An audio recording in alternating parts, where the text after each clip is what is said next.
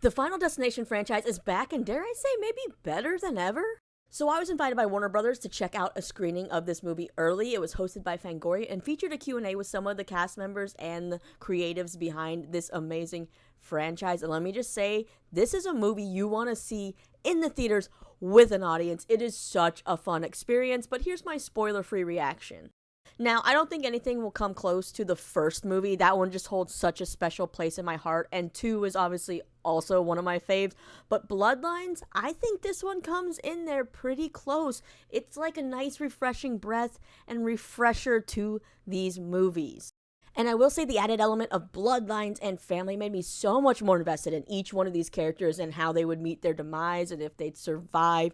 I think that was so much more fun compared to a couple of the last movies. I will suggest going in blind, though. They're releasing a lot of teasers and trailers, but if you want to have the most fun, go in blind. And of course, it takes those mundane, everyday things that you see around and turns them into death traps. Like, you're not going to look at a ceiling fan the same way, or maybe a trampoline, or other things like that, just in the same way they ruin these logging trucks for us with 2.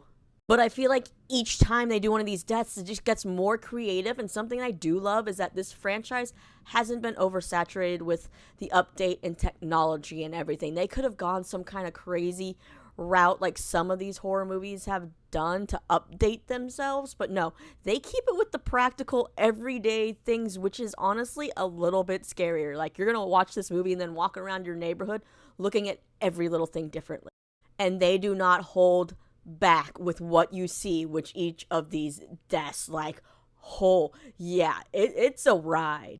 In addition, Tony Todd makes a return here, and his scene in this is just beautiful. At the Q&A, they did say they just let him say what he wanted to say. This is one of his last roles, and what he said was basically like a love letter speaking to us as fans. This moment actually almost made me cry in the theater.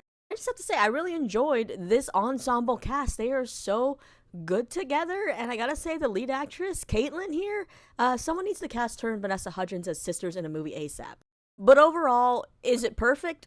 No, but I go into these movies wanting to have fun, wanting to be scared a little, wanting to laugh, and I got all of those things, and I gotta say, this is probably my favorite since Final Destination 2. So if you have a chance, go see it in theaters when it comes out May 16th. I feel like you won't be disappointed, and if you are, just let me know why.